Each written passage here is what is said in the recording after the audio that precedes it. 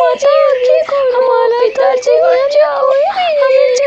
कालू और गोरी के यहाँ कोई संतान नहीं थी। कई सालों बाद उनके यहाँ अंडों से 2 बेटों ने जन्म लिया। वो दोनों बहुत ज्यादा खुश थे। गोरी, मेरे दोनों बेटों का जन्मदिन लिख दो, हम हर साल इनका जन्मदिन मनाएंगे। माँ, हमें जंगल देखना है, हमें जंगल की सैर करनी है।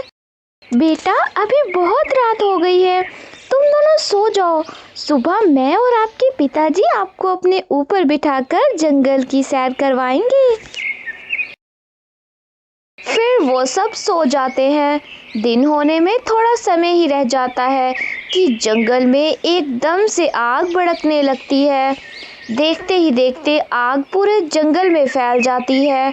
गोरी और उसके बेटे एक घोंसले में होते हैं जिसे आग ने पूरी तरह से अपनी लपेट में ले लिया था। उठो माँ, उठो, ये देखो जंगल में आग लग गई है। हे ऊपर वाले, ये क्या हो गया? ये आग तो हमें हमारी खुशियों समेत जला देगी। कालू उठो, हम मर रहे हैं, हमें जल्दी से इस आग से बचाओ।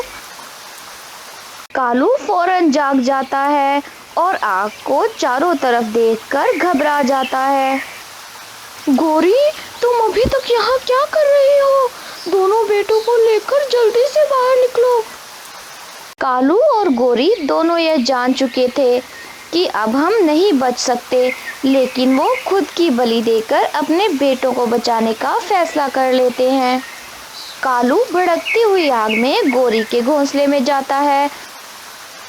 गोरी और कालू अपने दोनों बेटों को अपने ऊपर बिठाकर भड़कती हुई आग से गुजर जाते हैं। कालू और गोरी का शरीर जल चुका होता है, इसलिए वो ज्यादा देर तक उड़ नहीं पाते और अपने ही जंगल में एक जगह गिर जाते हैं। वहीं पर उनकी मृत्यु हो जाती है। यूं माता पिता को मरते हुए देखकर दोनों बेटे बिलक बिलक कर रो रहे होते हैं। हमारा तो अपने माता पिता के बिना कैसे जिएंगे? हमारा पिताजी उठ जाओ, हमें जंगल की सैर करनी है। उठो माँ। इतने में चील भी वहाँ आ जाता है। कालू और गोरी को मरा देखकर चील भी बहुत उदास हो जाता है। मेरे बेटो, आप चिंतित ना हो, आज से मैं आपका पिता हूँ। तुम्हारे पिता बहुत अच्छे मित्र थे मेरे, आज से आप दोनों मेरे पुत्र हो। फिर अपने ऊपर बिठाकर चील उन दोनों को अपने घर ले जाता है। चील अपनी पत्नी को सब बता चुका होता है। कालू और गोरी को कितनी इच्छा थी कि उनके यहाँ भी संतान होती, और जब बेटे हुए तो वो खुद ही दुनिया छोड़ गए। बेटा, मैं आज से आपकी माता हूँ, मैं आपको जंगल की सैर भी करवाऊंगी। चील का एक बेटा भी होता है जो अपने मित्र के साथ जंगल की सैर करने गया होता है। वो बहुत ज्यादा सड़ियल और शरारती होता है। मैंने कल नीलू के बेटे की खूब पिटाई की थी। हमारे जंगल में आया था पंगा लेने, कह रहा था कि हमारे जंगल में आग लगी है। मैंने तो उनको उसी समय भगा दिया। वाह, बहुत अच्छे, बहुत अच्छे, मैं तुमसे यही उम्मीद कर सकता हूँ। जब चील और उसकी पत्नी भोजन लेने गए होते हैं तो चील का बेटा भी अपने घोंसले में आ चुका होता है। उन दोनों को देखकर उसे बहुत गुस्सा आता है। तुम्हारी इतनी जुर्रत कि तुम दोनों मेरे माता पिता के घोंसले में बैठ गए हो। लगता है मेरे हाथ से आज 2 कत्ल होंगे। भाई, आज से आपके माता पिता हमारे माता पिता भी हैं। हमारे माता पिता आग में जलकर मर गए हैं, इसलिए आपकी माता ने हमें अपना बेटा बना लिया है। ओ कौवे, तुम मेरे भाई नहीं बन सकते, मैं चील हूँ, चील। भाई, हमारा इस दुनिया में कोई नहीं है, अपने माता पिता अपने ही होते हैं, उन जैसा इस दुनिया में कोई नहीं होता भाई। सोनू चिड़िया भी वहाँ से गुजर रही होती है तो वो फौरन उनके पास आ जाती है। बेटा, तुम यहाँ क्या कर रहे हो और कालू और गोरी कहाँ है? मैं कब से तुम्हें ढूंढ रही हूँ। आप कौन हैं और हमारे माता पिता को कैसे जानते हो? बेटा, मैं आपकी मौसी हूँ। कालू और गोरी मेरे बहुत अच्छे मित्र थे। वो कहाँ है? क्या वो जिंदा है? नहीं मौसी, माता पिता ने हमें बचाते बचाते अपनी जान दे दी। मेरी जान मेरे बेटे, किसकी जरूरत है जो मेरे बेटों को हाथ भी लगाए? मैं अकेली ही रहती हूँ, मेरा कोई भी बेटा नहीं है। जिस दिन से जंगल में आग लगी है, मैं उस दिन से ही इसी जंगल में रह रही हूँ। आज से आप दोनों मेरे बेटे हो और मेरा घर आज से आपका भी घर है। इतने में चील भी दोनों को तलाश करते करते वहाँ पर आ जाता है। सोनू चील को सारी बात बताती है। चील को अपने बेटों पर बहुत गुस्सा आता है। ठीक है बेटा, आप सोनू चिड़े के साथ रहो, ये बहुत अच्छे हैं और मैं अपने बेटे की तरफ से फिर से माफ़ी मांगता हूँ। पिताजी, आप हमसे माफ़ी ना मांगे, हमें अच्छा नहीं लगता। आप हमारे पिता की जगह हो।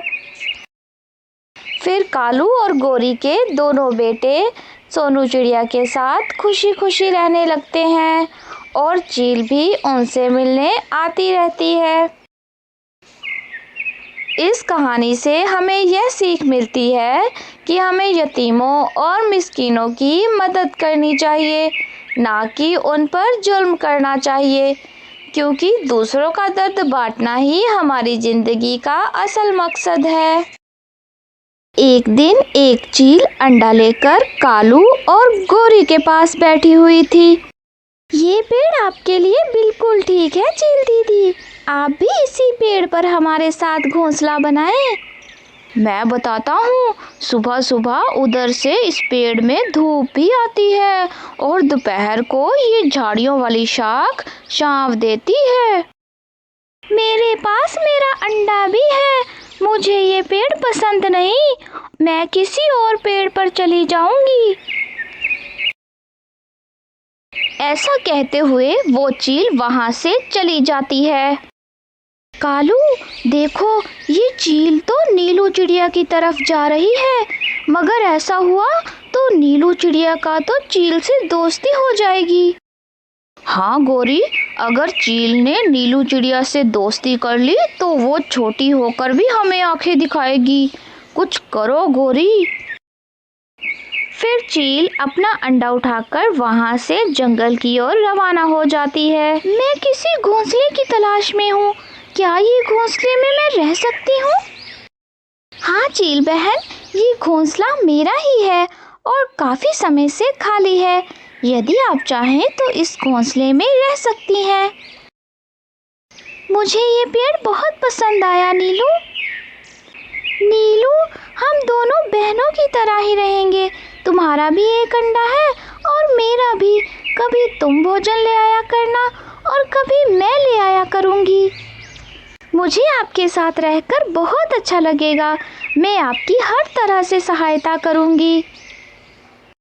एक दिन नीलू चिड़िया चील को एक नदी के किनारे धान के खेत पर ले जाती है। चील दीदी, यहाँ से हम चावल लेंगे और यहाँ फलदार पेड़ भी हैं। रुको रुको चिड़िया, तुम अच्छे से जानती हो ये चावल के पौधे मेरे हैं। गोरी बहन, ये जंगल के पेड़, ये नदियाँ तो जंगल के सभी पक्षियों का है ना? अच्छा, तो अब तुम मुझे चील से डराओगी? इससे पहले तो तुमने कभी मुझसे जुबान नहीं लड़ाई नीलू। गोरी, जरा जुबान संभाल कर बात करो। मैं अच्छी बन गई हूँ, इसका मतलब ये नहीं कि जो मन में आए बोलती चली जाओगी। नीलू ने तो ठीक ही कहा है, ये सभी पक्षियों का है। फिर नीलू चिड़िया और चील वहाँ से धान लेकर चली जाती हैं और गोरी देखती रह जाती है। मुझे भी लोग गोरी कौवी के नाम से जानते हैं। नीलू, मैं तुम्हारा संबंध जरूर इस चील से तुड़वाऊंगी। फिर एक दिन नीलू और चील नदी पर पानी पीने गई हुई थी और गोरी कौवी उन्हें छुपकर देख रही थी। वो जल्दी से उनके घोंसले की तरफ जाती है और जल्दी से नीलू का अंडा उठाकर चील के घोंसले में रख देती है। शुरुआत तो हो गई, अब देखना तुम दोनों को एक दूसरे के दुश्मन कैसे बनाती हूँ मैं। नीलू और चील जब वापस आती हैं तो उन्हें मालूम ही नहीं होता कि गोरी कौवी ने उनके अंडे बदल दिए हैं। चील दीदी, तुम्हारे अंडे से बच्चा कब तक निकलेगा? अभी 5 दिन बाकी हैं। और तुम्हारे अंडे से बच्चा कब निकलेगा? मेरे अंडे से बच्चा बाहर आने में अभी 3 दिन बाकी हैं। चील अपने अंडे पर बैठी हुई थी कि तभी इससे अंडा बहुत ज़्यादा गर्म महसूस होता है। नीलू बहन, यहाँ आओ मेरे पास। नीलू बहन, यहाँ तेज धूप आ रही है। मेरा अंडा बहुत गर्म हो गया है। इससे तो मेरा अंडा खराब हो जाएगा। मुझे कहीं और जाना होगा। चील दीदी, आप मेरे घोंसले में अपना अंडा रख लीजिए। मैं पुराने जंगल में घने पेड़ों पर चली जाऊंगी। मुझे ऐसा महसूस हो रहा है जैसे मेरा अंडा यहाँ सुरक्षित नहीं रहेगा। अगर जीवन रहा तो फिर कभी मिलेंगे। फिर चील अपना अंडा उठाकर वहाँ से जंगल की ओर रवाना हो जाती है। गोरी और कालू एक पेड़ पर बैठे चील को अंडा ले जाते हुए देख लेते हैं। नीलू की चील से अच्छी दोस्ती हो गई थी, इसलिए चील के चले जाने के बाद नीलू चिड़िया उदास रहने लगी थी। लेकिन फिर वह ध्यान अपने अंडे की तरफ करती है। गोरी, ये चील अंडा लेकर कहाँ जा रही है? चलो चलकर नीलू चिड़िया से पूछते हैं। फिर वह दोनों नीलू चिड़िया के पास जाते हैं। नीलू, कहाँ गई तुम्हारी सहेली? वो किसी दूसरे जंगल में चली गई है। यहाँ उसके अंडे पर धूप बहुत तेज पड़ती थी। हा हा हा हा, चली गई ना वो, यहाँ से चली गई ना। अब जाकर दिखाओ तुम नदी के किनारे। उस दिन तो बड़ी बड़ी बातें कर रही थी ना। अब अगर तुम नदी पर आई तो मैं तुम्हारी चोंच ही तोड़ दूंगी। उधर चील ने एक घने जंगल में एक नया घोंसला बना लिया था। अब तो जल्दी से नीलू के अंडे से बच्चा बाहर आए, फिर चिड़िया को सरप्राइज मिलेगा। वो कैसे गोरी?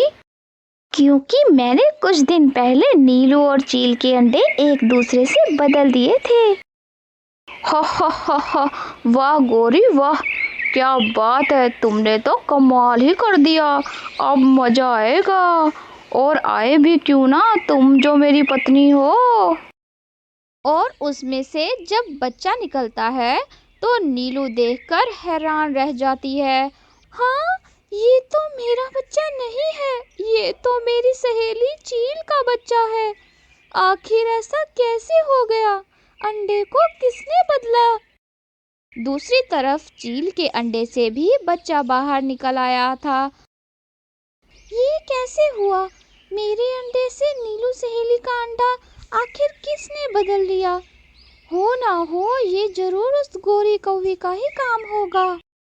अब तो जब उनके बच्चे निकलेंगे तो वो अपने बच्चों को देखकर तुम्हें याद करेंगी गोरी। मम्मा, क्या मैं बच्चा अच्छा नहीं हूँ? क्या मैं खूबसूरत नहीं हूँ माँ? मुझे देखकर आप नाराज क्यों हो रहे हो? नहीं नहीं मेरे बेटे, तुम तो बहुत खूबसूरत हो। तुम तो बहुत अच्छे बेटे हो मेरे। इससे पहले कि गोरी मेरे खिलाफ कोई साजिश करे, मुझे यहाँ से चले जाना चाहिए। अगर जंगल के बाकी पक्षियों को पता चल गया कि मेरे पास चील का बच्चा है तो वो इस नन्हे से बच्चे को मार डालेंगे। मुझे जल्द चील दीदी को ढूंढना होगा। मुझे नीलू को ढूंढना होगा। मुझे ऐसा लग रहा है जैसे वो मुश्किल में है। वैसे भी कालू और गोरी को तो मौका मिल गया है। फिर नीलू बच्चे को सैर कराने के बहाने अपने साथ ले जाती है। जंगल के सभी पक्षी नीलू को देखकर हैरान हो रहे थे। कालू और गोरी पक्षियों को नीलू के खिलाफ भड़का रहे थे। गोरी, फसाद मत फैलाओ, नीलू की वजह से इससे पहले भी हमें कोई नुकसान नहीं पहुंचा और ना ही कभी पहुंचेगा। जुबान संभाल के बात करो कबूतर, तुम तो बूढ़े हो गए हो, तुम्हें तो चील खाने वाला नहीं और हम यंग हैं, हमारे मांस में ताकत है, इसलिए हमें अपनी और दूसरों की फिक्र है। सारा दिन तलाश के बाद आखिर वो घड़ी आ जाती है जब नीलू और चील की मुलाकात रास्ते में हो जाती है। नीलू चील को बताती है कि किस तरह गोरी ने उनके अंडे तब्दील किए थे। मुझे तो पहले से ही शक था कि ये सब गोरी का काम है। खैर, अभी तो रमजानुल मुबारक का महीना है, इसलिए हम गोरी और कालू को माफ करते हैं। हाँ चील दीदी, आप बिल्कुल सही कह रही हो। माँ, मेरी सूरत तो आपकी दीदी से बहुत मिलती है। फिर नीलू और चील बच्चों को सारी बात बताते हैं। अच्छा, तो ये बात है, अगर आप पहले एक साथ रहते थे तो अब भी एक साथ रहेंगे। इस तरह हम एक दूसरे की मदद करेंगे और दुश्मन हमारा कुछ बिगाड़ नहीं पाएंगे। फिर वो हंसी खुशी एक पेड़ पर रहने लगते हैं। इस कहानी से हमें यह सीख मिलती है कि हमें मुसीबत में दूसरों के काम आना चाहिए, ना कि दूसरों की मुश्किलें बढ़ानी चाहिए।